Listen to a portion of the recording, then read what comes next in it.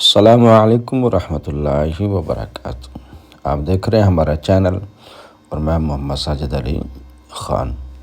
دوستو، آج میں آپ لوگوں کو ایک ایسا عمل اور وظیفہ بتانا چاہتا ہوں جس کو اگر کوئی بندہ اپنا معمول بنا لے، اس کو کہا جاتا ہے مستجاب دعوات۔ یعنی مستجاب دعوات وہ شخص ہوتا ہے جو اللہ تبارک و تعالیٰ سے کوئی بھی دعا کرے، اللہ تبارک و تعالیٰ اس کی دعا قبول کر لیتے ہیں۔ مگر ایسا مقام، ایسا رتبہ ہر ایک انسان کو نہیں ملتا۔ جو جتنی محنت کرتا ہے اللہ تبارک و تعالیٰ اس کو اتنا ہی پھل دیتا ہے۔ ہاں، یہ ضرور ہوتا ہے، کچھ کلمات، کچھ وظائف ایسے ہوتے ہیں جن کے اندر اسم اعظم ہوتا ہے۔ اگر اسی اسم اعظم کے ذریعے دعا کی جائے تو اللہ تبارک و تعالیٰ فوراً قبول کر لیتے ہیں۔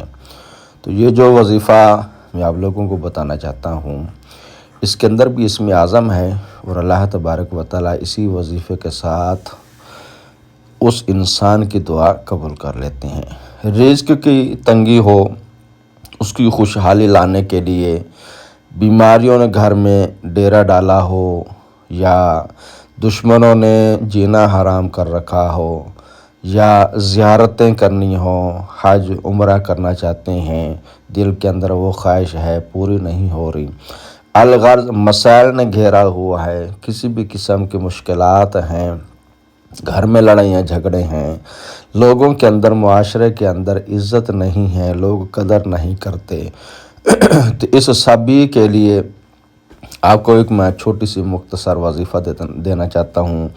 اس کو آپ لوگوں نے روزانہ صرف 60 مرتبہ پڑھنا ہے۔ پڑھنا کب ہے؟ نماز فجر ادا کرنی ہے اور وہیں بیٹھ کر ایک مرتبہ درود ابراہیمی پڑھنا ہے، اور اس کے بعد آپ نے یہ وظیفہ پڑھنا ہے۔ وظیفہ یہ ہے: وَكَفَى بِاللَّهِ وَلِيًّا وَكَفَى بِاللَّهِ نَصِيرًا۔ 60 مرتبہ پڑھیں اور اس کے بعد پھر ایک مرتبہ درود ابراہیمی پڑھیں، پھر اللہ تبارک و تعالیٰ سے اپنے مسائل کے بارے میں دعا کریں، انشاءاللہ قبول ہوگی۔